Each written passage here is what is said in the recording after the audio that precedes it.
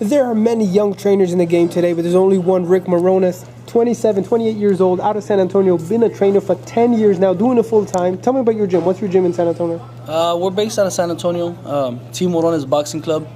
We started it about 10 years ago, started off with 2 little kids. Now we're home to about 12 professional fighters, so just keeping it rolling, man. How many pros do you train?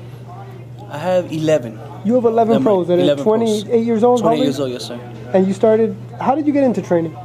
To be honest with you, man, just out of high school, I always was involved with boxing. I won the Golden Gloves twice, and, I was involved with it, and, it's really just a passion that grew onto me, man. It's just something that I feel that, I feel God gives everybody a gift in this world, and 2 things happen. You either leave it there, or you grab it and you run with it and try to make the most of it. That's what I'm trying to do, man, just trying to... Not everybody could be a fighter.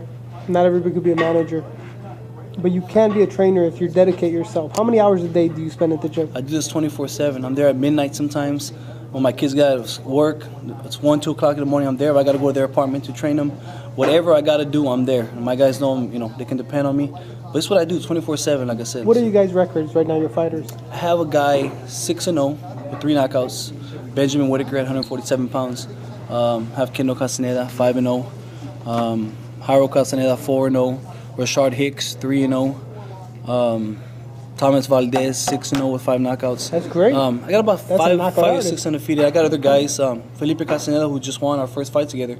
He just won the WBC USMBC flyweight title, and he's 9-4 right now. San Antonio is going to be the home of one of the biggest fights this year coming up. Maidana Broner. What do you think about the whole card? The card is incredible. Soto Cross, Keith Thurman, and you have also Leo Santa Cruz. Leo Santa Cruz is fighting, of course, Maidana Broner. What do you think about the card? I think San Antonio's been very fortunate and blessed to be getting, we came out of pretty much nowhere to start getting all these big fights, thanks to Leham Batar Promotions. They're doing a good job. Yep. Yeah, definitely. Mike Batar, I know him very well, and he's a hustler, man. He's trying to, get his name out there as well, and he's doing a good job of bringing these big fights. He's dedicated. Yeah, definitely. I know Mayweather knows you. You've met Mayweather. He appreciates what you do. But what do you think they're talking about now about Mayweather-Pacquiao? How do you break down that fight, if it happens? To be honest with you, man, from what I've seen as far as Manny Pacquiao, and watching plenty of his fights and stuff like that, one thing I noticed is that he has a lot of problems with guys who can counterpunch, guys who knows how to use their feet and use the ring, just as you see Juan Manuel Marquez did. Antonio Margarito, and I'm not taking nothing from none of these guys. Ricky Hatton, Joshua Clottey, who we all know was very defensive that night, wasn't even there to fight. But most of the guys are tailor-made for Manny Pacquiao. They sit right in front of him, and they let him use his angles and his quick footwork and use his speed, and they pick him apart. Now, I don't see Floyd sitting in front of him. I see Floyd countering and boxing. And one thing I also noticed, not taking away nothing from Freddie Roach, but it seems like every time a fight gets tough for Manny, and it's time to show what kind of trainer, how good you really are, he in that corner, because that's my thing. I like to listen to the corner. I like to hear the instructions trainers give. He really has nothing to say. I mean, when the fighter is knocking people out and things are going good, it's all good. The trainer looks good. But when the time gets rough, that's when you show if you can make those adaptations throughout a fight and help your fighter, And so I don't really see, even as far as the corner, even Freddie Roach being a big factor in the fight with Mayweather. I see Mayweather winning easily 12-round decision. In your opinion, tell me the top 5 best trainers in history. I'm a big fan, man. As far as the best, I can name you 5 of my favorites. Your favorite, of course. I like George Benton, Angelo Dundee,